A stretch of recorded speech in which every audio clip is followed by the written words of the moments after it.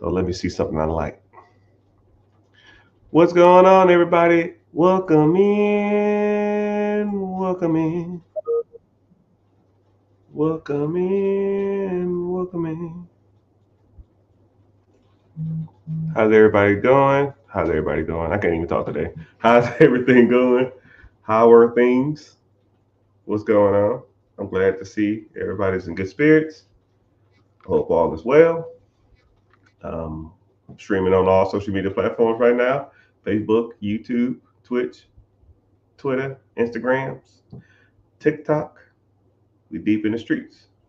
So, um, individual just asked me, "Now you know what? Someone said something like, get out the employee mindset." So, fuck it. Let's go. Let's go for that. Getting out of the employee mindset to, you are conditioned by no fault of your own, not by no fault of your parents, by no fault of friends, loved ones, people that genuinely want to see you succeed. You are a product of them, regardless if you feel that way or not. I mean, because what they're telling you is, and the advice or guidance that they give you is going to be conducive to an employee. You know, go to school, do good in school. That is an employee mindset. You go and you learn an education that was given to you. You learn stuff that you don't want to learn, and you're taught to, walk into a building, be there on time, sit up straight, don't sleep, don't talk while the teacher's talking, go to lunch from 11 to 12. You know, get done, go home, and rest, and repeat the same process over and over again. You are being conditioned to be an employee. Everything about that sounds like a fucking job, right? Nothing about that sounds like an entrepreneur. You're not collaborating ideas. You're not, putting your money at risk. You're not taking sugar. You're not taking shit, making it sugar. You're not taking anything and development it to over something to benefit you. You're literally showing up when someone tells you to show up. You're doing what they say to do. You don't be disrespectful to the teacher. You call him or her Mr. or Mrs., just like you call your boss sir or ma'am. It's you're an employee, right? You've been conditioned that your whole life. And then the employees train other employees. You know, you are learning how to be an employee from other employees. So the teachers are employees. They're teaching you how to be employees. And what are they going to tell you to do? When you go to them for guidance and help, or if you don't know what to do, you go to a guidance counselor, which is an employee, and they're going to say, hey, uh, go to college, you know? So, shit. All right, cool. I'll go to college. Don't know what I want to do, but I go anyways. And it's the same shit you learn in high school. Show up on time. Do what I tell you to do. Call me yes or sir or no sir or Mister and no, another all that shit. It's all the same. And you're being conditioned to be an employee. And throughout your whole life, up until you're damn near 25 years old, it's all employee behavior because society wants you to be an employee. They don't want no free thinkers. They don't want you to be successful. The education system was derived to make employees. So you have to break that mindset. You have to start associating with and hanging out with people who don't have that mindset. The best analogy that you will ever hear on this is sheeps and wolves. Okay? A sheep gets let out of its stall at a certain time every day. And the sheep um, the sheep herders tell the sheep where to go. And okay, we can't eat the grass over here. Eat this grass over here. And a lot of people are content being sheep. And if one sheep starts to stray away, what happens? The sheep herder will call the sheepdog and say, yo, get your ass back in that pile. You know, the sheep dog is pretty much society. You try to veer out, your parents, grandparents, friends, family, co-workers say, yo, man, I want to own my own business. Shut your stupid ass up. Hey, man, I want to start this restaurant. You're dumb. It won't work. All they're going to do is shoo your little butt right back into the circle. Go on back in there. Right? The sheep herder, that's the government. Hey, man, eat over here now. While this grass is growing, look at this grass over here. Eat that grass. Focus over here. And if you try to get out of that line, that dog gonna come and scoop you up. But sheep travel in flocks. And you're just a sheep in the just another number. So now think about sheep and wolves. Wolves travel in small packs. Or you can even be a lone wolf. A wolf comes and it goes as it please. It takes from the land as it wants, it comes as it wants, and it leaves as it wants. It's not only constraint of the sheep herder, it's not only constraints of the sheep dog, it does what it wants to. And every once in a while, if a sheep get too close to that wolf, it's gonna get him, right? So, sheep come and go as they want. They're not restricted by anybody. That is called an apex predator, meaning it's at the top of the food chain. It's at the top of the food chain. It has no natural enemies in the wild. It is the alpha. It is the omega. It is whatever damn analogy you want to say. So, do you want to be a wolf or do you want to be a sheep? It's about as simple as it gets. And if you want to be a sheep, when you start bearing out and the sheepdog's going to come, they're going to say, hey, man, that ain't going to work. You can't do that. It's too risky. You'll fail. Your father was a failure. You'll be a failure. You can't do that. You're not smart enough. Hey, I'll figure it out. You got to keep on walking. And then you'll meet a pack of wolves, and then the pack of wolves will be like, yeah. Now you got to fend for yourself out here because you don't know where your next meal is going to come. We don't eat every day, right? That old pile over there, we, in that herd of sheep, they eat every day at 8 o'clock. They eat every day at 12 o'clock. They eat every day at 6 o'clock. Here, we might not eat for 3 days. But when we do eat, we eating great. Best of the best.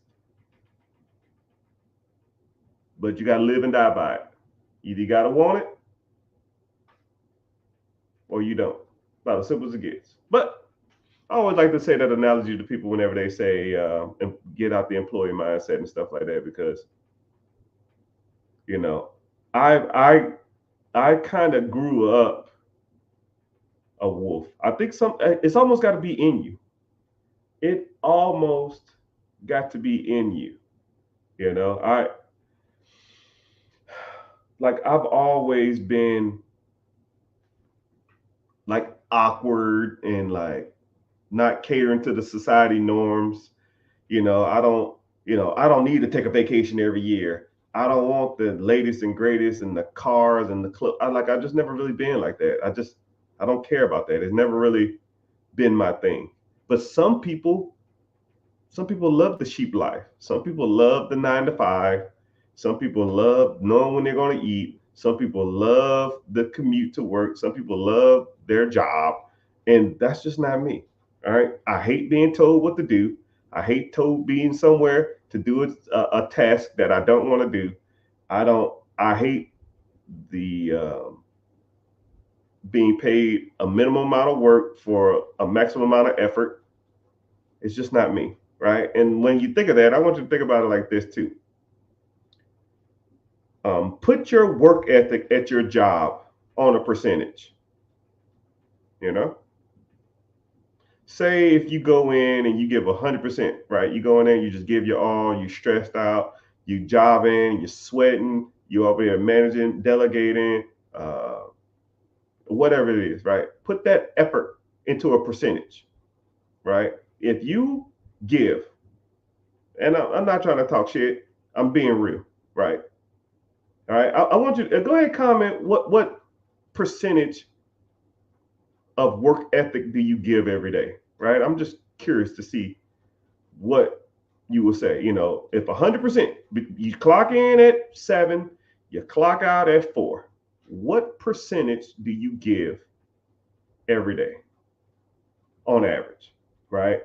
Are people telling you you're the best employee they got? This place wouldn't function without you being here, or man, glad we got an employee like you, right? And I want y'all to be real too, because a lot of people say I'm 100%. Yeah, like 100%. Like, come on, damn 100%. You're probably not even close, right? So, all right. Somebody said 65%, 85%.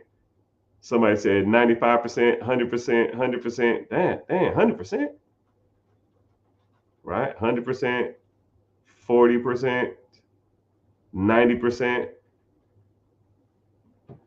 65%. All right.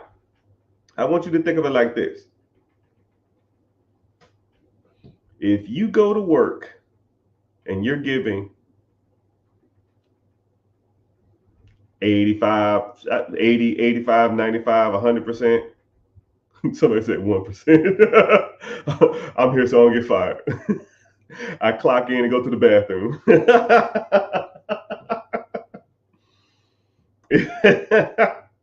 if if you're giving that much to a job, I mean, I know that you love it or you probably try to do your best in everything, but your job don't care about you, man. They will fire you tomorrow.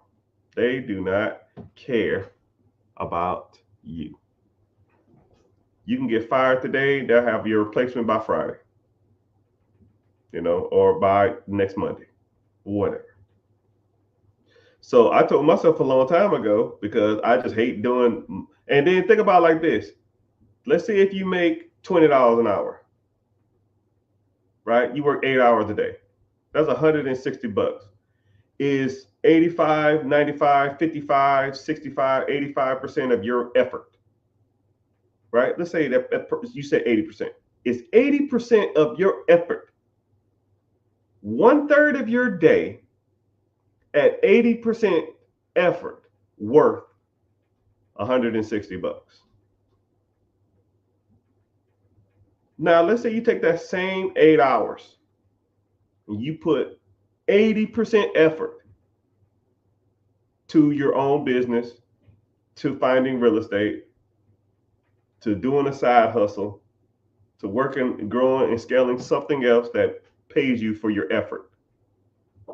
Would you put a $20 an hour amount on your effort? No. But your job did. And you're content with that. You shouldn't be. You shouldn't. You should want more for yourself. You should want more for your family. And at a young age, I just realized that, yo, bro, this ain't it. This ain't it. I cannot do this forever. And I did 21 years in the military. When I was at probably like year 4, year 5, I said, I'm done with this. I am done being an employee mindset. I'm done with it.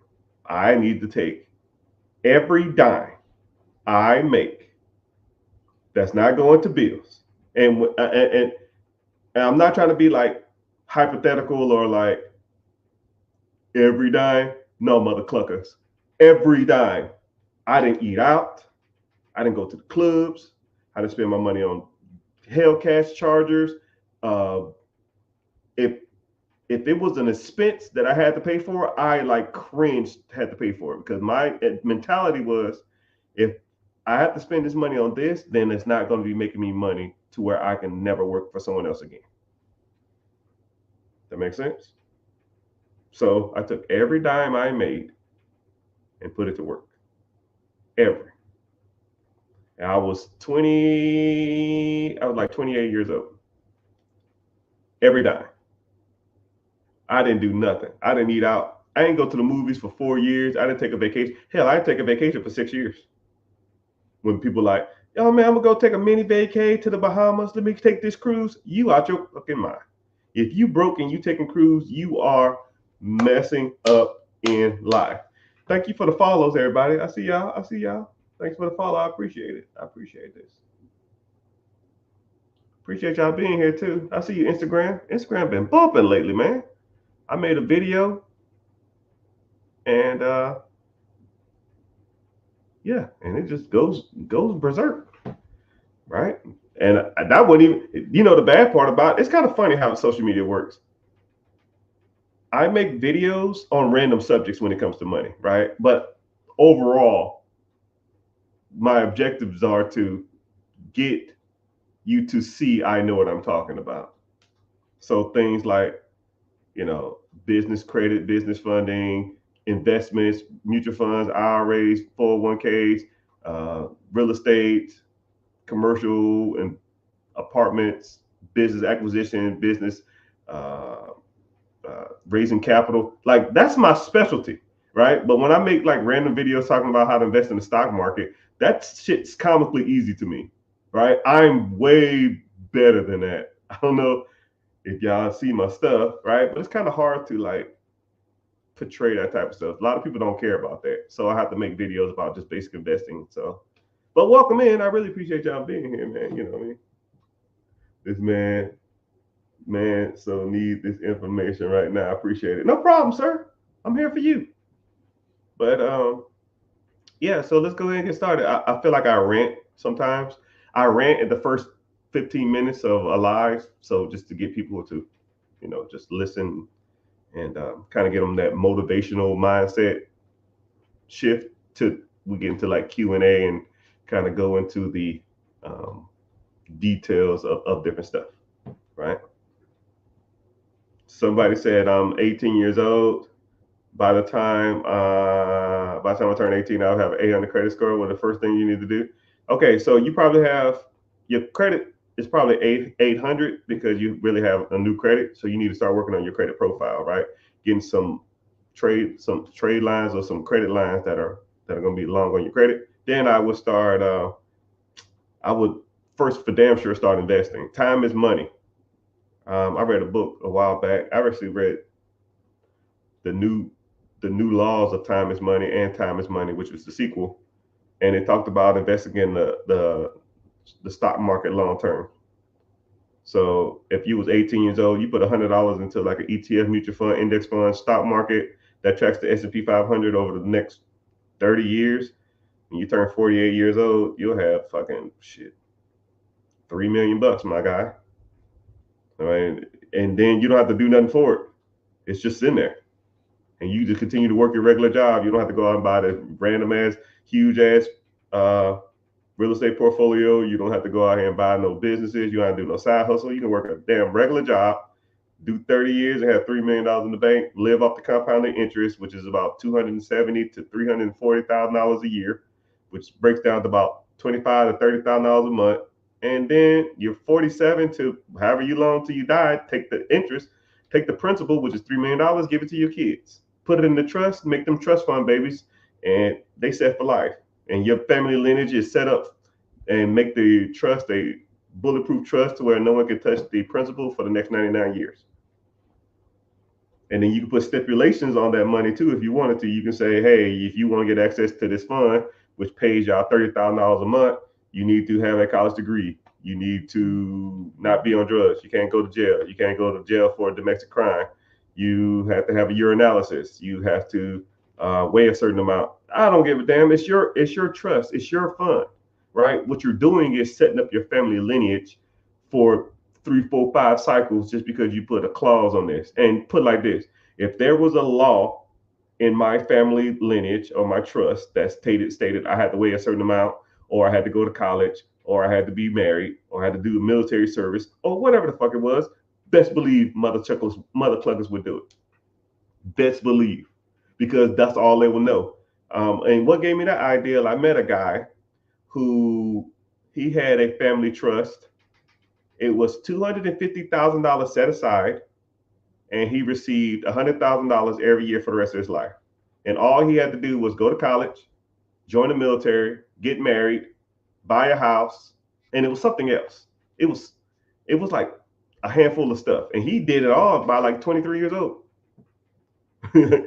He's like, yo, I gotta get married, right? And then also, I think he had a clause too that anytime they got married, they had to sign a prenup to where if they ever got divorced, then the wife doesn't get any of the trust money. It's just okay, cool, you going about your business, which is actually a pretty good clause. So now, if you wanted to sign a prenup, then you state that, oh, my family requires me to sign a prenup, and I can't get married unless I sign a prenup. And then now, if y'all ever get divorced, then going about their business and not getting any inheritance, which is kind of smart. Which, for damn sure, more than likely, high probability that I'm gonna do that because I got daughters and no fucking ass clown gonna come up here and take my money when I'm gone.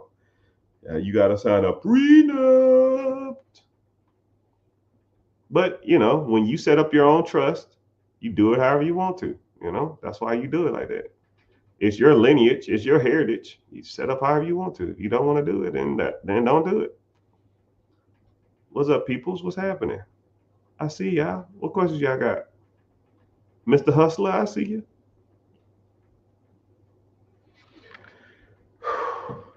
But yeah, I kind of get on like weird rants like that. So yeah, that's what I would do if I was you. I for damn sure would get into investing. You don't have to. You probably can set up a brokerage account if you don't want to start investing at 18. You got to get a brokerage account to set up a 17-year-old for investing.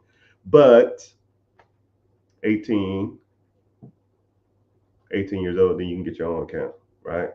Just set up you like a Webull or Robinhood. Do $100, $200 a month, $100 a paycheck, automatic allocations to whatever you want to, and kind of go from there.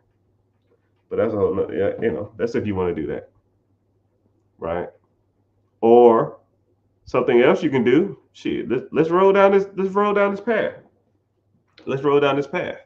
18 years old, you want to go to college? Maybe, maybe not. If I had a son and he was your age and he didn't know what he wanted to do, I'll tell him to go to trade school. I would say learn one of these 4 trades because they're going to be the bread winners of all time. They're never going anywhere, and you can make money. Guys and girls. I give you both. Guys, electricians, plumbers, HVAC techs, or general contractor. Nowhere. Plumbers, let's be real. Electricians, let's be real. HVAC, AC, let's be real. And I might even lean towards solar panel and solar panel installations because that stuff is going to be booming here soon. If female, same thing. Hair,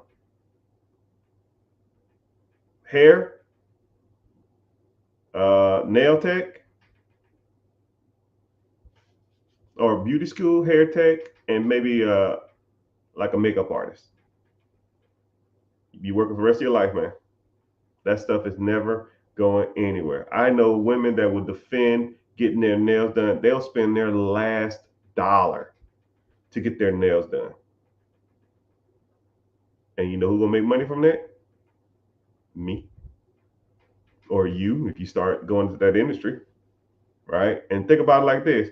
You own a nail salon, you get in good with the schools, and when people graduate from that tech school, you say, hey, you come work for me, and I'll teach you everything about, running your own nail salon and all the kind of stuff like that.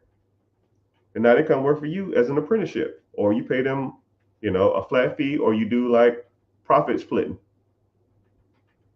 And now you open up 3, 4, 5 shops around town, and all you do is go to one shop, check on the people. You got 10 employees per shop, 10 shops around town. Shit, you bringing in $32 to $50 per set of nails. Come on, dog. $50 per pedicure. Come on, dog. You writing your own checks, man. You are writing your own checks. You'll be making $1 million a year by year 3. But hey, what do I know? What do I know? What do I know? Anyways, what do you recommend starting a brokerage account? You can start a brokerage account anywhere. Anywhere you can trade stocks. Fidelity, E-Trade, Ameritrade, Webull, freaking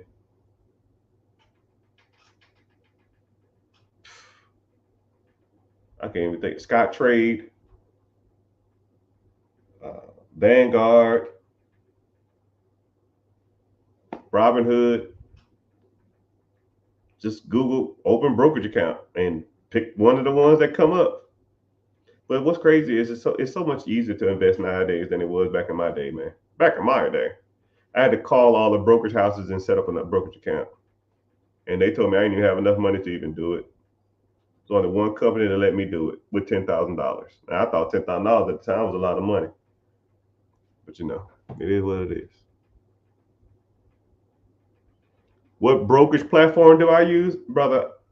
You don't, man, sir. I have comically, I don't know, 10 accounts, man. I have no clue. I know I have 5 different accounts through what's called Victory Capital, but Victory Capital bought out USAA Investment. So I used to invest with USAA, but USAA sold their division. So that's why I got that account from. So I had 5 accounts through them. I had a Robinhood account, but I sold them because Robinhood was screwing people over. I have a Webull account. I have a Neighbor Federal account. And I don't know. I have 4 T. Rowe Price, but everybody knows me and T. Rowe Price has really great history. It was the only brokerage account that would let me invest with $10,000 back in 2007 or 2008 or 2009. More likely 2008 though. Maybe 2007. I think it was 2008 though.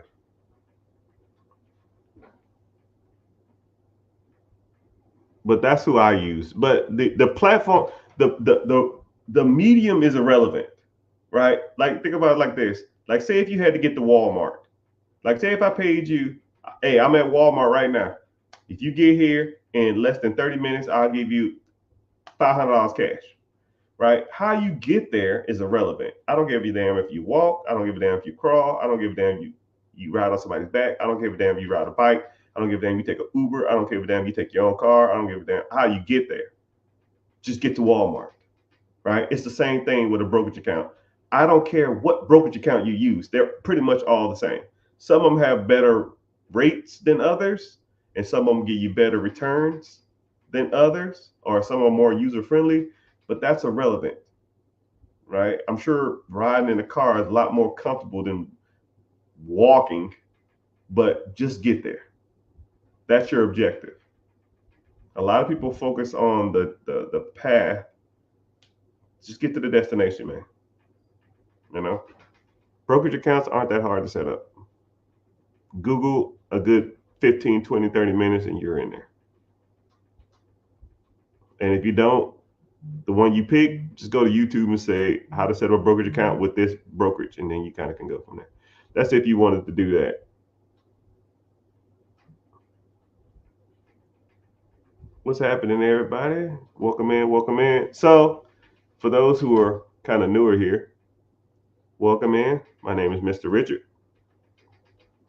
I go by Mr. Richard because my old mentor, if that's what you want to call her, she was older. Her husband just passed. I should have reached out to her. Yeah, she getting old too, man. I'm gonna be pissed when she's gone. I need to talk to her more. I'll probably call her tomorrow or something. Um, but anyways, whenever since y'all knew her here, um,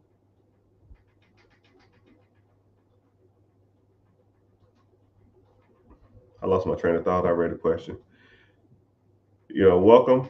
I sit on here and I try to give y'all as much insight to money as possible. I try to give some motivational stuff.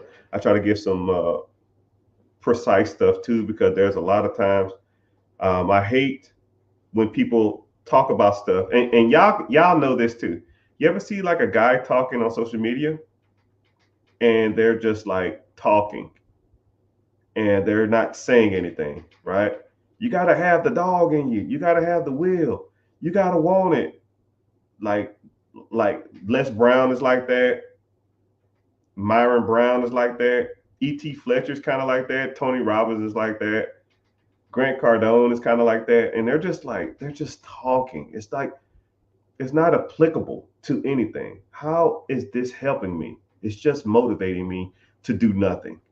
And I think we need to get out of that type of live streaming. We need to get out of the talking just to hear words, right? You can't be like that. I don't give a shit about that. I don't want to hear you blab about being motivated. I don't give a damn if you wake up at 4 o'clock in the morning, take a cold shower, get a biscuit, lick it, and go run 12 miles. Like, what the hell that dude name? I can't even think of his damn name. The Marine, the Navy guy. Like, I get it, it's cool, but that's not helping me, get out the rat race. You know, it's not going to help me fix my credit. It's not going to help me get business funding. That's not going to help me buy my first rental property. Hell, that's not going to help me buy my first actual property. That's not going to help me buy an existing business. That's not going to help me, scale my 401k or my index funds or my TSP or any of that shit. It's just words. And I try to give people a new insight to that. Thank you for the gifts. Um, my goal is to be the biggest money content live streamer in the world. And come hell or high water, God willing, it will happen. Right? So I come on here and I try to give my insight. I would sit on here all day and do this, but I have a life outside of this. I got companies to run and real estate portfolios to manage, and I have clientele on multiple different business venues that I have to deal with. So I really can't just sit on here all day. But if I didn't have any of that, I could literally sit here all day and talk. But welcome in. If you're new here, please make sure you're following. If you're on TikTok, make sure you tap the screen, because the algorithm likes you tap a screen. I appreciate it. Just tap it 15 seconds every 15 minutes. I might give you a little warning here and there. And if you want to, click the link in the bio. I host a free webinar coming up Wednesday. Come in, sign up, come hang out. We talk about some money stuff, talk about different types of assets, different types of vehicles. We go from there. And then also too, if you want to come and hang out on the YouTube channel, YouTube pays me to be here. So it's not a lot. It's like my electric bill money. My electric bill is like $400, man. $500. It's just ridiculous. What are y'all electric bills? Just out of curiosity, what are y'all paying electricity every month? Maybe I'm tripping, or maybe my shit's high, or I know it's Florida and it's hot, but man, I feel like that's a little high. I am cheap. Just because you got the money don't mean you want to spend it on damn electricity. It's ridiculous, yo. I am for drills. But yeah, if y'all have any questions, we kind of go from there. Someone said, what do I think about Acorn? Some people like Acorn, but I heard Acorn went out of business or something. I don't know. If I've never used it, then I don't either say yes or no for it. I don't blindly support any type of vehicle to get your. But if you get to it and you don't like it, then it's fine. If you use it and like it, that's cool. I know people that have Acorn and they say they loved it. So I mean, but like I said, the vehicle is irrelevant. I don't care how you get to the Walmart. Get to the Walmart. You get what I'm saying? That's why I say it like that, because a lot of people focus on, man, I should use this brokerage house. I should use this app. You should use this app. No, no, no, no, no, no, no. Don't overthink it. Get your ass in one and get started. Right? Get that money flowing. First of the month, you should have that first $100, $200, $500, whatever you can afford coming out. How do you start investing with Navy Federal? Go to their I forgot what it's called, but you can go. They have accounts you can invest in. But I think they got either sold out too, or you still can go through their house. But you can go to Navy Fed, and then they have like investment accounts where you can invest in.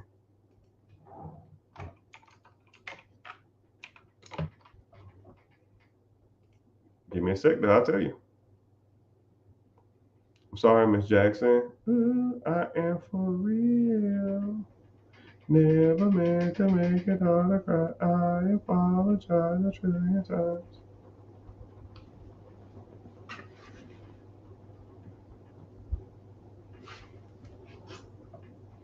Yeah, they have investment referrals. They must have sold it.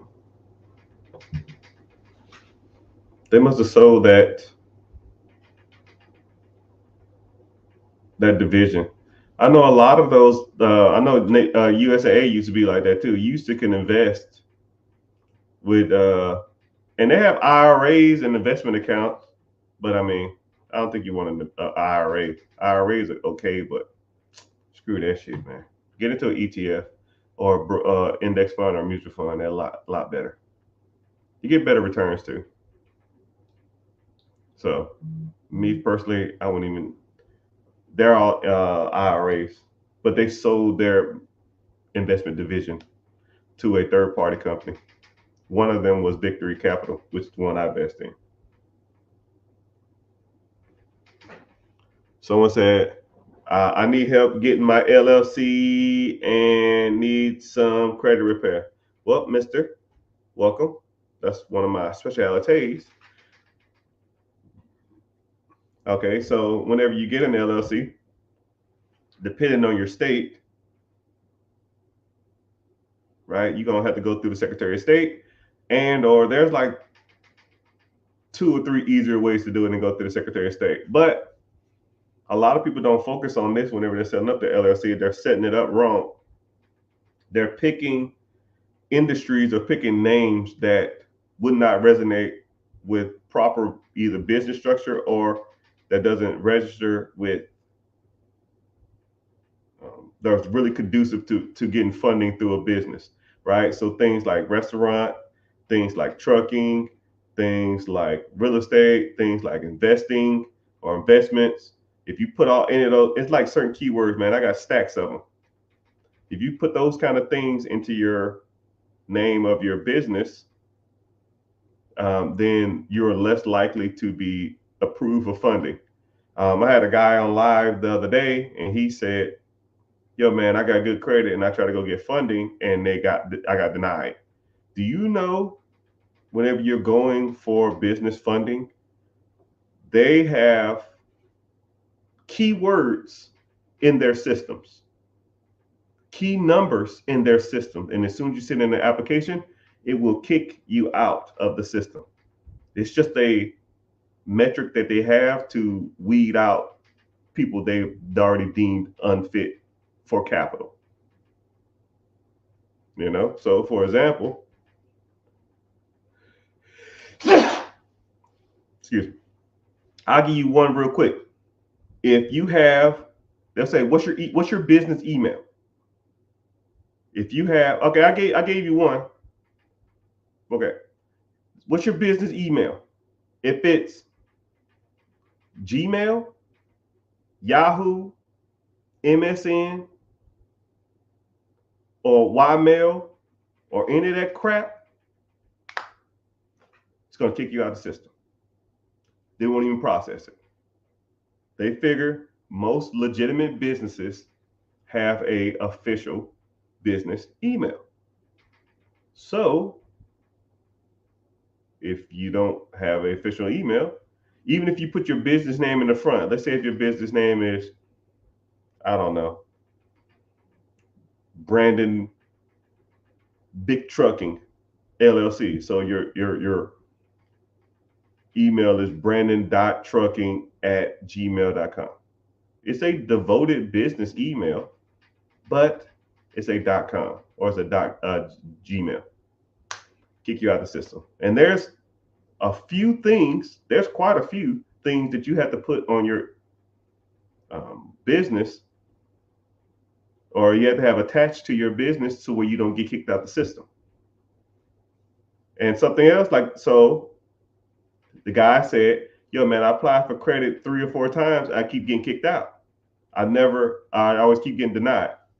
And then I said, you probably named your LLC wrong, or you probably have one of the attachments wrong. Let's start with your name. His name was like John Country Trucking. I said, trucking is a key word. Kicked you out the system. They ain't even gonna look at it. I already, as soon as he said it, as soon as he said he get denied, I already knew. So you have to name. Thank you for the follows, people. Appreciate the follow. Thanks for the love everywhere. I appreciate that too. As soon as you name your business something with a red flag in it, they will automatically kick you out. And he was like, so what should I do? I said, hey man, your world. You do what you want to do. You want to get business funding. That trucking shit is not going to fly. It is not going to fly. Well, it has age. Age almost is irrelevant. The amount of funding you get with an aged corp or a business that has a long history, it's minimal in compared to an age corp. So I'll even break this down for y'all because a lot of people, I get this question a lot. I got to set y'all straight. And I hear this from the bank managers. Okay? A bank manager will look at the age of your LLC. When was it established? Because whenever you sign up for business funding or business credit, they're going to ask you when was this LLC established. And they don't even really ask the month. They're going to ask the year. What year was this business established? And a lot of times what they're doing, they'll get that year, and sometimes they'll go to the Secretary of State and see when that business was established to see if it's in good standards. So any business under 2 years old is considered a new business, and you get filed in a different file. Any business that's over 2 years. So I meet people that say, yo, man, I got a 30-year aged business. Don't give a shit. Anything over 2 years is considered its own business. Anything under 2 years is considered its own thing, right? The average new business funding is about $51,000 of funding. When my team, we average about $51,000 of funding on average for a new business. And aged 2 years or more, we average about 60 to 61,000.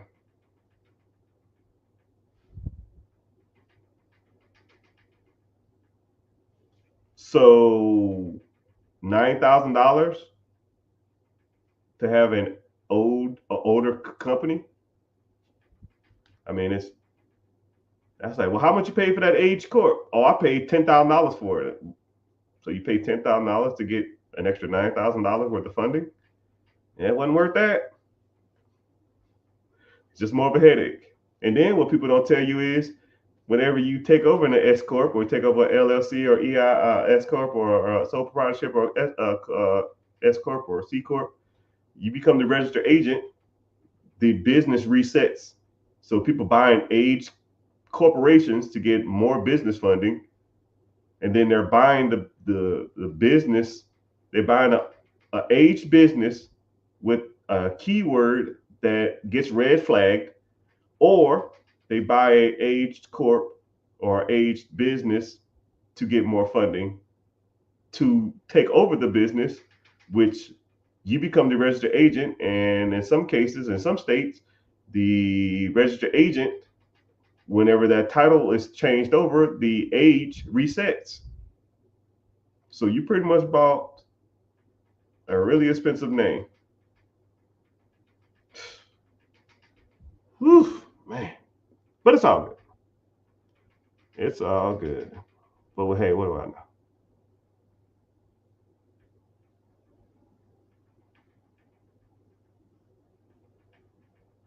Do you need a new vehicle to start a business? No. What the hell does that mean? So what are y'all saying? $45 a month, $300 a month, 150 a month, for I don't remember what I said.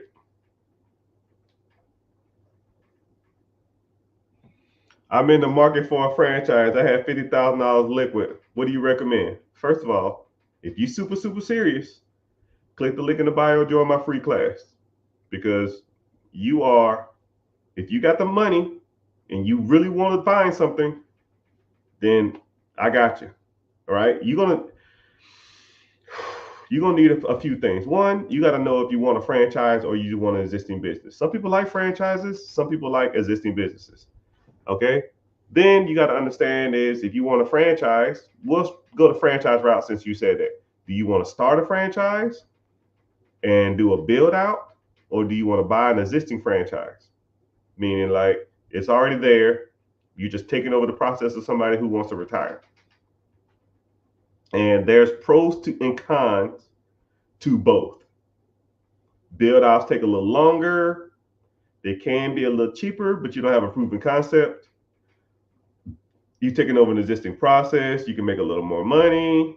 You make money day one, but they're a little more expensive, right? Do you want a franchise tag or you don't want a franchise tag? Franchise tags, you got to pay a royalty every month or every year, depending on the franchise. And they average between 5, 8, I've even seen up to 10%, which is crucial. So if you have a business that makes $500,000 a year, right? Let's say you wanted a Subway or something, I don't know, $500,000, they taking their 5% off the top. So they're taking their $25,000 and they don't give a shit if you make it or not. Well, they care if you make it or not. But one thing about franchises is they give you, for that $25,000 or that 5%, they're giving you know-how. They're giving you, they're teaching you a lot about owning a business. So they have corporate retreats. They have, I mean, it's kind of worth the money at times. They teach you how the best insurance policies. They teach you, they market for you. They do everything for you, right? You take a business that don't have a franchise tag, you got to do everything yourself. You don't have to pay the $25,000 or the 5%, but that $25,000, you have to do the stuff yourself. You got to advertise. You got to market. You worry about your employees, everything else, and versus the company doing.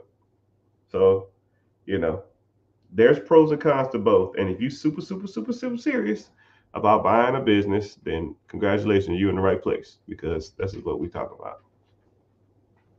Would you recommend changing my business name from trucking to transportation? Hold on, let me help you out.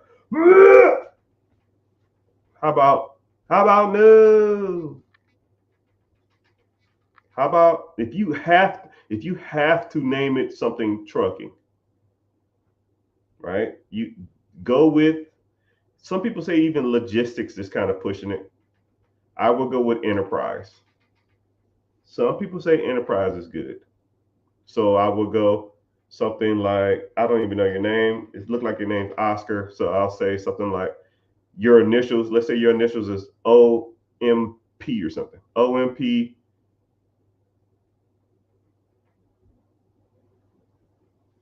Logistics Enterprise. And you don't even have to do that. You can just say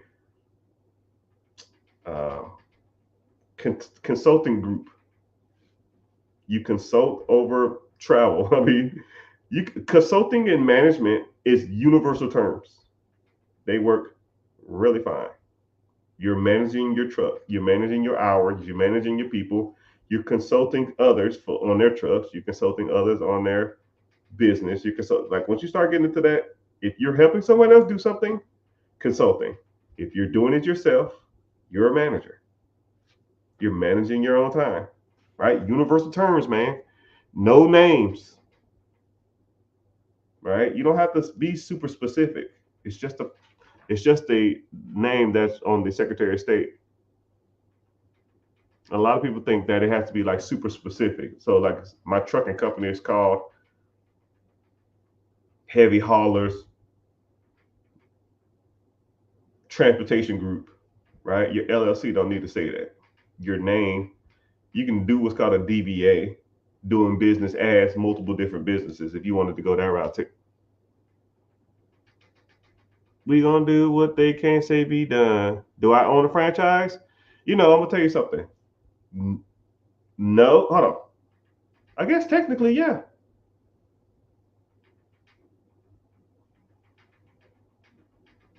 Yeah, I guess I do. It's kind of one of those weird things. I have a business that it doesn't have a franchise tag, but I co-opted into a group that we do a whole bunch of stuff together. So technically, yes. But I tell you what, I hate talking about like deals that I haven't done yet, but I am in the process of buying a large collection of different franchises. A big, big, big one. But it is what it is. If it happens, it happens. Are you on YouTube? Yeah. So for those who don't know, I'm streaming over all social media platforms, Facebook, two Facebook accounts, but no one ever goes in there. It's all good though. YouTube, Twitch, Twitter, X, Instagram. But I think I have like two Instagram pages, but I only show up on one. It supports me. Uh-oh. I appreciate you for coming. You've been messaging, asking all these crazy questions, so I'm glad you're here. Ask away. I'm here. Ask away. I see you popped in. I try not to say people's names because I don't want to.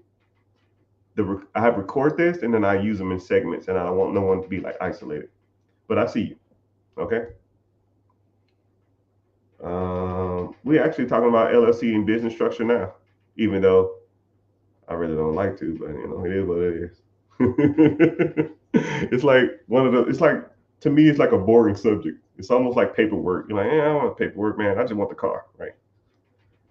I pulled the trigger and made my LLC. That's what I'm talking about. Since we in here, let's talk about LLC structure. Since I guess he or she brought this up. So LLC structure, right? Name your stuff something that's not super specific. I like to tell people, use your initials.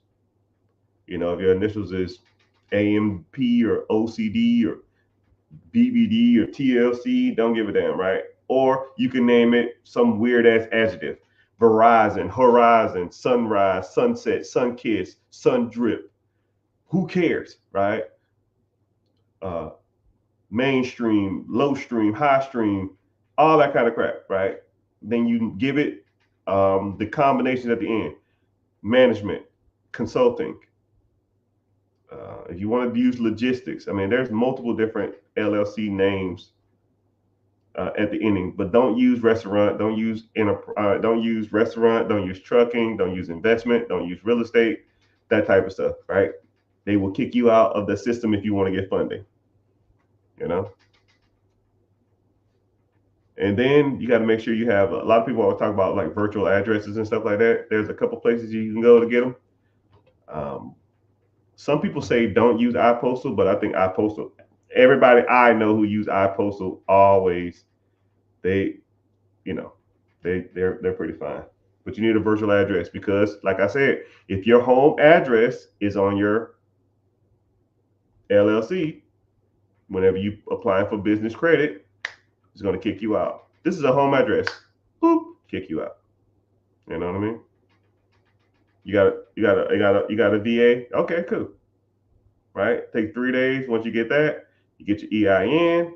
Right? When you go to your Secretary of State, look on their website and make sure your virtual address is on the Secretary of State too, because you don't want your home address on the Secretary of State. It looks unprofessional. Hello. Is it really you? I don't like to say names because I don't like to, but I see you, FE31.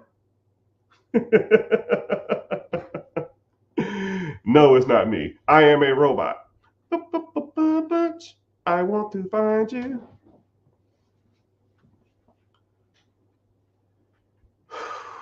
I want steady cash flow, franchise, or it don't matter to me. All right, well, that's why we learning. But yeah, we cool things. But yeah, so I'm streaming on all social media platforms. I appreciate y'all. Like I said, click the link in the bio. Come join me on YouTube. YouTube pays me to be here, and every person who's here, pretty much for every, I forgot what it is, for every 15 minutes you're here, I get like $1 or something. So I mean, shit, come on, man. I need some electricity money. You know how much electricity costs nowadays? It's just ridiculous, man. Hello, Georgia in the house. Where y'all checking in from, man? Where y'all checking in from, yo? Where y'all coming in from? I want to see where people are coming in from. FE31, where you checking in from? Thank you for the follow, sir. 65, pizza night.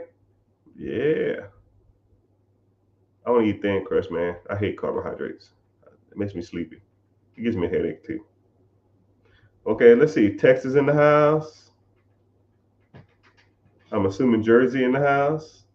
Texas in the house. You don't have to say specifically, just say the state.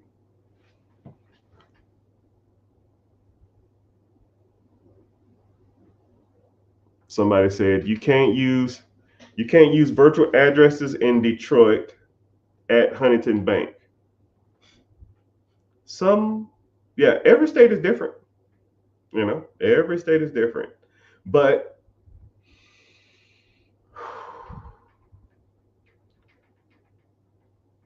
okay, you said you can't use a virtual address at a specific bank. I don't know. I mean, I guess go somewhere else. You know what I mean? I don't know if you just to set up your account at that bank. But I have people that swear up and down by Huntington Bank. I use them a lot for business acquisition money. They're a great partner with the SBA. I think they're one of the biggest SBA business banks partnerships out there. So when it comes to that stuff, yeah, sure. Everything else, like checking, savings, business banking, business checking, business lines of credit, no, I'm good. I'll go to the big dogs, right? I've never known anybody or heard anybody who's used Huntington Bank other than the business acquisition stuff. Everything else is kind of like, what's up? What we learning today? Whatever you want to learn. Cali in the house, Missouri in the house, Georgia in the house, broke as hell in the house. I'm broke AF in the house. New York in the house, South Carolina in the house. North Korea? You in the military? No, North Korea. Hold on. How the hell you from North Korea? You ain't no from no damn North Korea. You can't even have cell phones there. They wouldn't be mad at you trying to damn break the damn social restraints. North Carolina in the house. Great place to buy real estate and buy businesses. Jersey is one of the best places to buy real estate and businesses. Northeast is top tier, man. If you are from Maine, New Hampshire, New York, Jersey, Massachusetts, Vermont,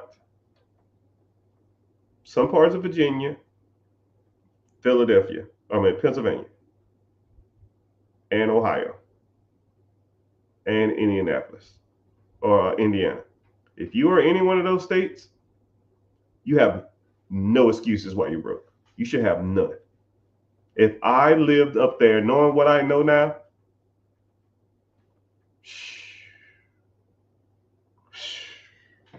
it's comically easy. Well, I probably can make it anywhere, but Northeast, that New England area, anything by halfway through Virginia, everything north of Virginia. You should be eating. Michigan, you could do good too. Michigan in the house. England. Hello, mate. Let me get a spot or two. You in the military? They stopped using that? Correct. Oh, business accounts? Oh, okay then. Okay. I see what you're saying. So you can't get a business account with a virtual address. Oh, okay. Okay. There's other ways around that too. But that's another story, right? And then put like this: for every Huntington bank there are, then there's I can name 100 banks that would. So don't ever look at that situation and be like, wow, that's Huntington Bank is not the know all be all of stuff. You know what I mean? Indiana do tell Tony, you've been playing around, man. You need to go and get with the system and quit playing around. You've been here. You the 50 Cent window shopping. You've been listening to me talk for damn near 6 months now. I see you in every live. You know I know what I'm talking about. But it's all good. But my Jersey homie, what's up? Like, you got any questions, preguntas? What's your objective? Why do you need this stuff? Do you want to go get business funding? Do you want to use this knowledge? Do you want to use your business structure just to, for tax benefits, or to write off some of this stuff as business expenses, or like I don't. What's your objective? And anybody else here? I just signed up for the live. I'm ready to rock and roll. All right. Appreciate you, man. I think you signed up multiple times, but I mean, I welcome you. Hey, what's happening? Credit Bros? Hey, man, I don't know if you're in here, but I need to know what is the best credit cards for rewards. I don't know if y'all still in here. I don't know if they probably have that though.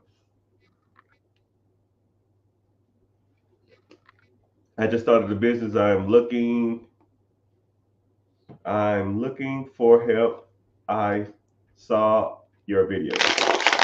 I don't know what's that mean. Like you started the video, you need my help expanding, you want to buy an existing business, you want to get into real estate, you need funding to grow. You started a business. I don't need funding right now. I would like more. Okay, cool. And itemization stuff. Okay, cool. Yeah. LLC will help. So people say it won't, but my tax team will think otherwise. My tax team will think otherwise.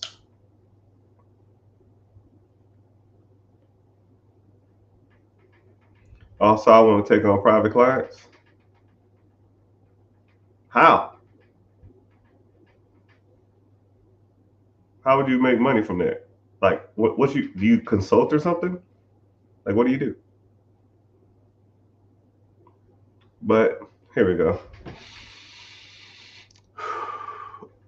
Oh, OT? Okay, that's cool. Oakland in the house. I see you. I see you. England. Hello, mate. South Carolina. Hey, man, I made a small fortune in South Carolina. South Carolina,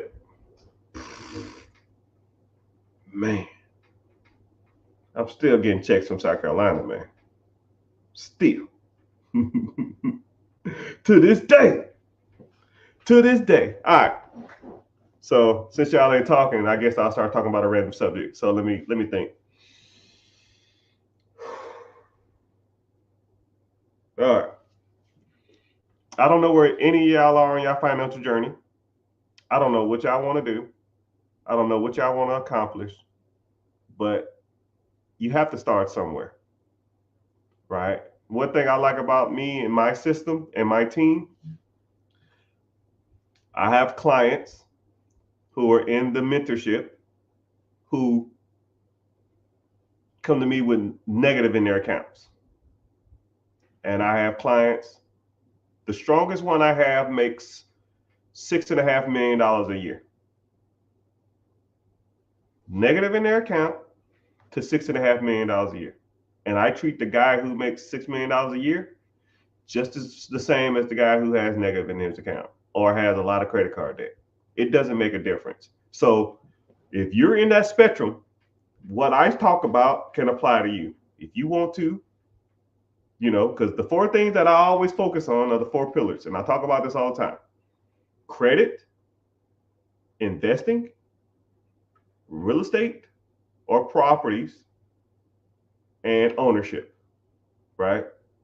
Credit.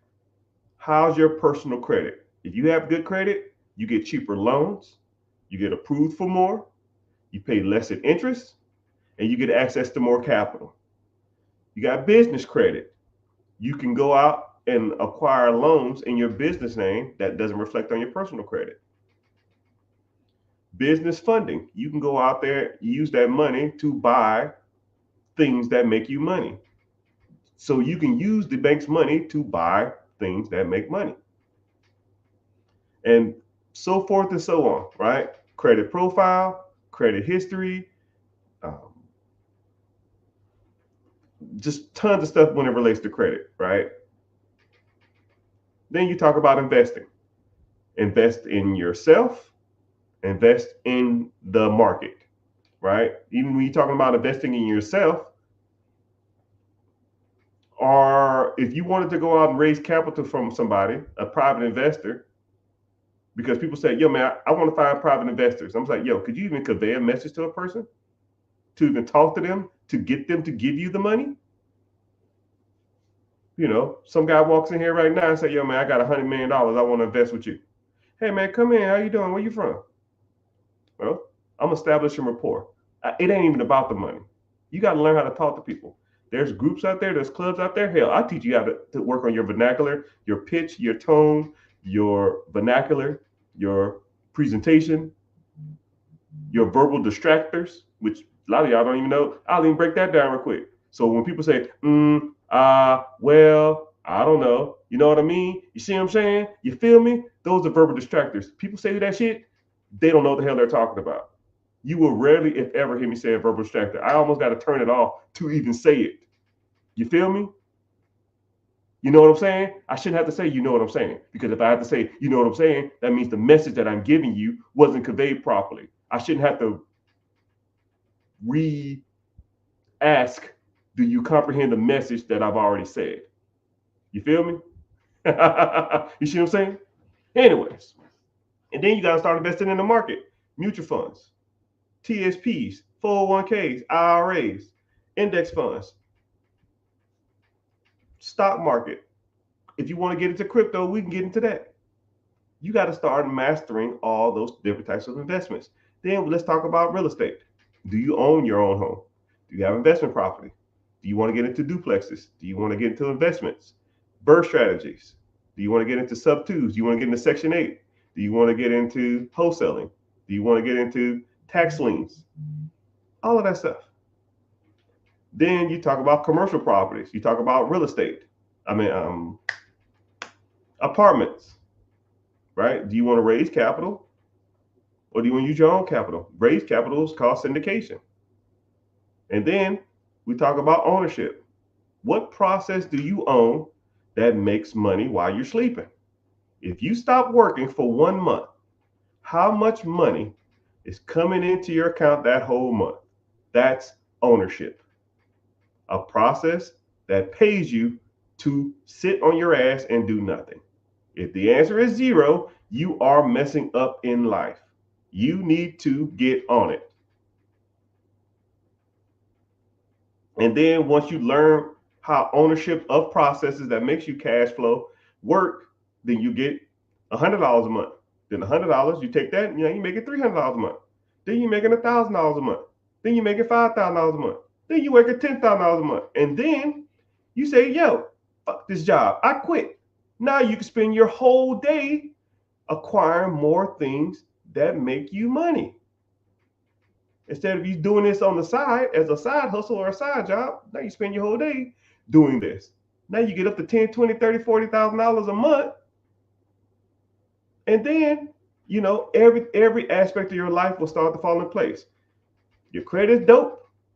Your investment's dope. Your real estate's dope, and your cash flow from these assets that you purchase is dope.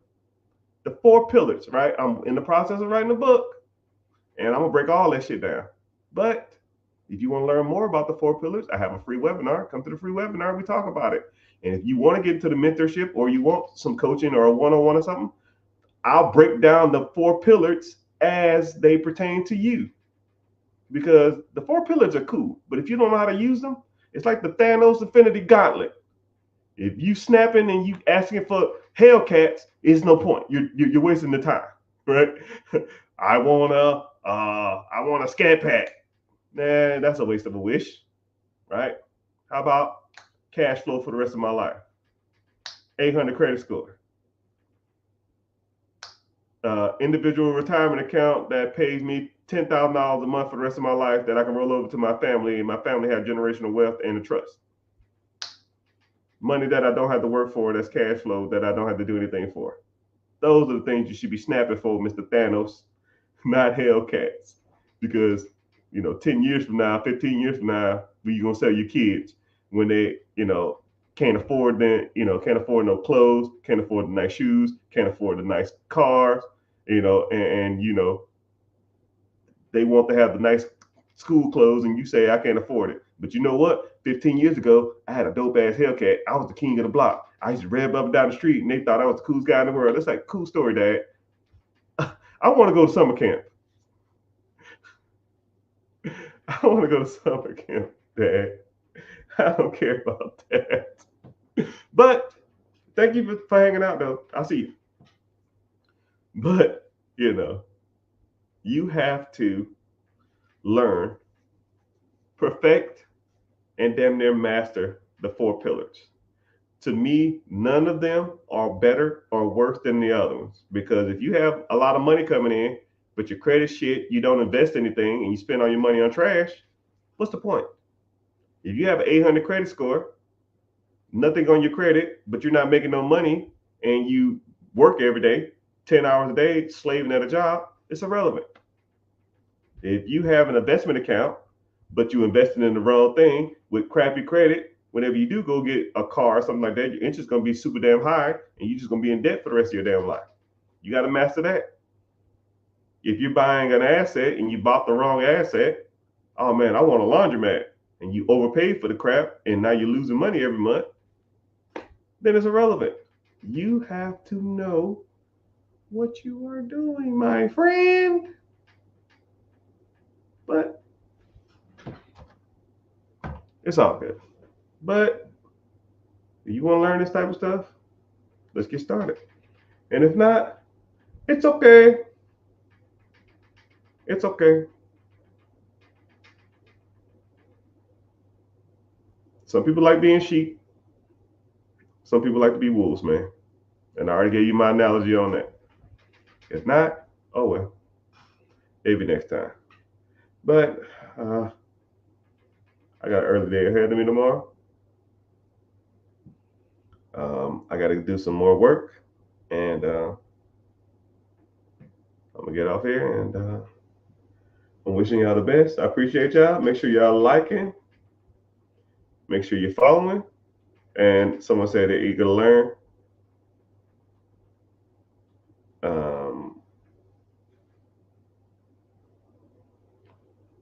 Somebody said they're eager to learn. Are they ready to learn? Yeah, like I said, when we get off this live, because I'm going to get off in like a few minutes, click the link in the bio, join the free class. There's a free webinar coming up. I don't sell you information. I won't spam your email, none of that crap, not even that type, right? You'll get one message from me saying we're starting in 10, 15 minutes. And if you want to come then, you come. If not, then you're good.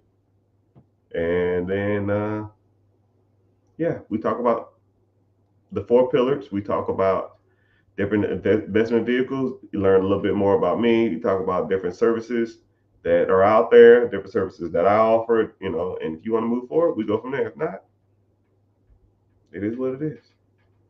But thank y'all. I'll be the same.